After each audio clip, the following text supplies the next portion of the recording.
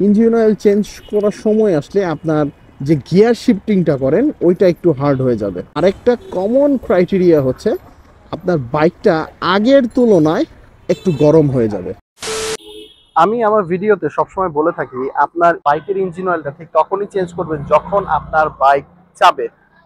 সবসময় এই জিনিসটা নিয়ে কনফিউশনে পড়েন। আমি অনেক সময় বলছি যে আমি অনেক সময় 3000 কিলোতে চেঞ্জ করি, 3500 কিলোতে চেঞ্জ করি। হ্যাঁ, আমি করতাম, কারণ তখন আমার বাইক চাইতো 3000 কিলোতে চেঞ্জ করতে, তখন আমার বাইক চাইতো 3500 কিলোতে চেঞ্জ করতে। ইট ডাজেন্ট মিন যে সবসময় আমি 3500 কিলোতে চেঞ্জ করব, ইট ডাজেন্ট মিন যে সবসময় আমি 3000 কিলোতে চেঞ্জ করব।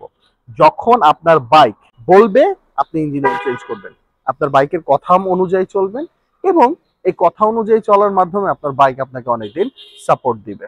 অনেকে ইঞ্জিন অয়েল চেঞ্জ করেন হলে গিয়ে মেকানিকের কথা মতো। দেখেন, মেকানিকরা তো বলবেই যে একটা বাইকের ইঞ্জিন অয়েল এততে চেঞ্জ করে ফেলেন, অততে চেঞ্জ করে ফেলেন, কিন্তু আপনি এই জিনিসটা করবেন না। দেখেন, এই বিজেট দেখতেছেন একদম টেনর অনুযায়ী আছে, এবং এটা ভিসকোসিটি একদমই কিছু হয় না। সো দ্যাট আমি এখনই আমার ইঞ্জিন অয়েল চেঞ্জ করব না। কখন কখন ইঞ্জিন অয়েল চেঞ্জ করতে হবে চলেন এগুলা বলি। এগুলা কোনো কোনো ক্ষেত্রে নতুন বাইকে হইতে পারে, কোনো কোনো ক্ষেত্রে আপনার অন্যান্য সমস্যার ক্ষেত্রে হইতে পারে। ওইগুলো আমি ছোট ছোট আকারে বর্ণনা করার চেষ্টা করব, যাতে করে আপনাদের সুবিধা হয় এবং একটার সাথে আরেকটা মিলায় ফেলবেন না। আপনারা কি করেন যে আমি বলছি হ্যাঁ 3000 কিলোতে ইঞ্জিন অয়েল চেঞ্জ করা যায়, আপনারা 3000 কিলোতে করবেন না, এটা করা যাবে না। কিন্তু হ্যাঁ, আপনার বাইক যখনই চাবে তখন ইঞ্জিন অয়েলটা চেঞ্জ করবেন। তো চলেন কখন কখন চায়, কি কি চায়, এটা বারবার বলার চেষ্টা করি, কারণ এই ইঞ্জিন অয়েল নিয়ে আমাদের বাংলাদেশে অনেক মিথ চলে। এই মিথটা আমি ভাঙার চেষ্টা করতেছি, বা আমার মতো যারা যারা আছে সচেতন রাইডার তারা এই মিথটা ভাঙার চেষ্টা করে। তো চলেন বলি। আপনারা কি কখনো একটু ভেবে দেখেছেন, আমি সবসময় একটা কথাই বলি কেন, যে আপনার বাইক যখন চাবে ইঞ্জিন অয়েল চেঞ্জ করতে আপনি তখনই চেঞ্জ করবেন। কারণ এটাই আসলেই নিয়ম। আপনি অন্যের কথা মতো 1000-এ ইঞ্জিন অয়েল চেঞ্জ করলেন, ওই 1000-এ ইঞ্জিন অয়েল ড্রেন করলে ইঞ্জিন অয়েলের যে ভিসকোসিটি আছে বা ওই ইঞ্জিন অয়েলটা যে আপনাকে যতটুকু সাহায্য করতো ততটুকু সাহায্য কিন্তু করতেছে না।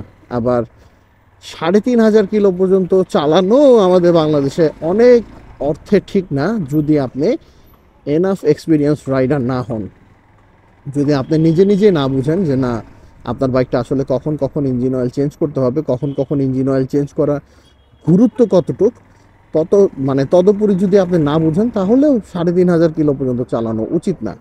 তো সেফ সাইড কোনটা? সেফ সাইড হইল 1500-2000, হায়েস্ট গেলে 2500 কিলো পর্যন্ত চালিয়ে আপনার ইঞ্জিন অয়েল ড্রেন দিতে পারবেন। সো এটাতে সুবিধা কি? এটাতে সুবিধা হইলো অ্যাটলিস্ট আপনি কিছুটা হইলেও ইঞ্জিন অয়েলের যে লাইফটা আছে বা ইঞ্জিন অয়েল ড্রেনের যে লাইফটা, ওই লাইফ পিরিয়ডটা কিছু না কিছু হইলেও সাহায্য করলেন ওইটা খোয়াতে বা পুরাতে। সো আপনি যদি 1000 কিলো পর পর ইঞ্জিন অয়েল চেঞ্জ করেন, আর এই অভ্যাসটা যদি সুন্দর অভ্যাসে রূপান্তর করে 2000 কিলো পর পর ইঞ্জিন অয়েল চেঞ্জ করেন, তাহলে আপনার দুইটার জায়গায় একটা ইঞ্জিন অয়েল লাগতেছে এবং আপনার বাইকটাও সুন্দর থাকতেছে, আপনার বাইকটা বাড়তি কোনো টাকা খরচ হইতেছে না। আচ্ছা, এখন বলি যে কি কি উপায় বা কি কি দেখলে ইঞ্জিন অয়েল চেঞ্জ করবেন। প্রথমেই ইঞ্জিন অয়েল চেঞ্জ করার ফার্স্ট ক্রাইটেরিয়াই হচ্ছে আপনার সাউন্ডটা বা বাইকের সাউন্ডটা একটু হার্শ হয়ে যাবে। সো বাইকের সাউন্ডটা যখনই হার্শ হবে তখনই আপনি মনে করবেন যে হ্যাঁ আপনার ইঞ্জিন অয়েল চেঞ্জ করার সময় এসে গেছে। বাইকের সাউন্ড এছাড়াও আরও অন্য অন্য কারণে হার্শ হইতে পারে, এটা অন্য হিসাব। কিন্তু যদি সব কিছু ঠিকঠাক থাকে, আপনার বাইকটাও যদি সব কিছু ঠিকঠাক থাকে, তাহলেও যদি হার্শ হয়ে যায় তাহলে ভাববেন যে হ্যাঁ আমার মনে হয় ইঞ্জিন অয়েল চেঞ্জ করার সময় এসে গেছে। তারপরে আরেকটা ক্রাইটেরিয়া কি? আরেকটা ক্রাইটেরিয়া হচ্ছে যে আপনার ইঞ্জিন অয়েল চেঞ্জ করার সময় আসলে আপনার যে গিয়ার শিফটিংটা করেন ওইটা একটু হার্ড হয়ে যাবে। গিয়ার শিফটিংটা অত স্মুথ থাকবে না, বা আগের থেকে মনে হবে যে না আপনি একটুখানি কষ্ট করে গিয়ারটা শিফট করতেছেন। তখন আপনারা বুঝতে পারবেন যে না ইঞ্জিন অয়েল চেঞ্জ করার সময় এসে গেছে। আরেকটা কমন ক্রাইটেরিয়া হচ্ছে আপনার বাইকটা আগের তুলনায় একটু গরম হয়ে যাবে।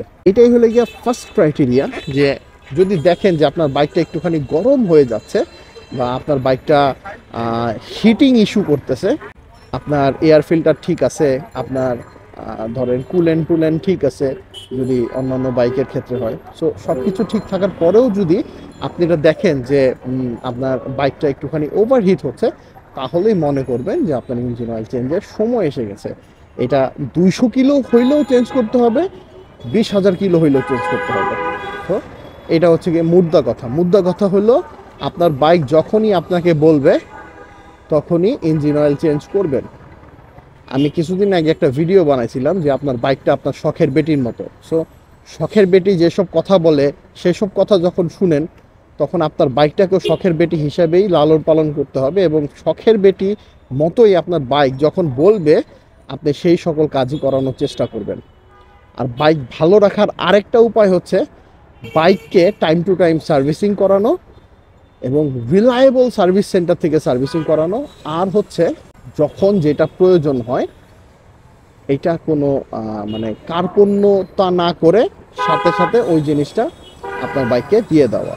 এই 2-3টা কাজ সুন্দরভাবে করলে আপনার বাইক সবসময় ঠিক থাকবে, আর না হলে অল্পতেই নষ্ট হয়ে যাবে। কারণ যত্নে রত্ন মিলে, আর অযত্ন করলে ওই জিনিসটার ফলাফল খুব একটা বেশি ভালো হয় না।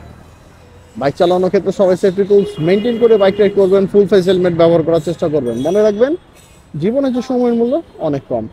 ফিরবো নতুন কোনো ভিডিও নিয়ে, নতুন কোনো তথ্যপাত্র নিয়ে। এসে পর্যন্ত ভালো থাকবেন, সুস্থ থাকবেন, চলতে থাকবেন সময়ের সাথে সময়, ব্লগসের সাথে। এইগুলার কারণে যানজটগুলো যে লাইগা থাকে আনবিলিভেবল।